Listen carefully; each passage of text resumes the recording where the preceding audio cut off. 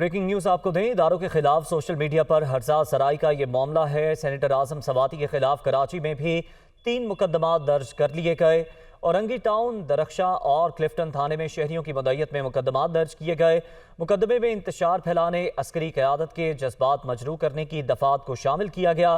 مزید جان لیں گے، بلال نصیر ہمارے ساتھ موجود ہیں۔ بلال، بتائیے گا کراچی میں بھی 3 مقدمات قائم کر لیے گئے ہیں اور کون کون سی دفعات شامل کی گئی ہیں؟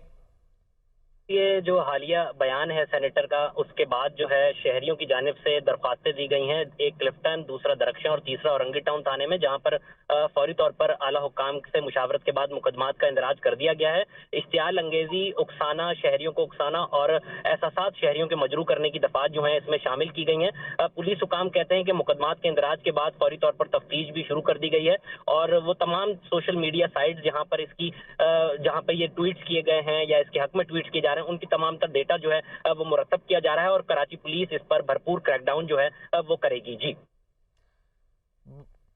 ٹھیک ہے، بہت شکریہ آپ کا بلال۔ آپ کو آگاہ کریں، اداروں کے خلاف سوشل میڈیا پر ہرزہ سرائی کا یہ معاملہ، سینیٹر اعظم سواتی کے خلاف کراچی میں بھی 3 مقدمات درج کر لیے گئے۔ اورنگی ٹاؤن، درخشاں اور کلفٹن تھانے میں عام شہریوں کی مدعیت میں یہ مقدمات درج کیے گئے۔ مقدمے میں انتشار پھیلانے، عسکری قیادت کے جذبات مجروح کرنے کی دفعات کو شامل کیا گیا ہے۔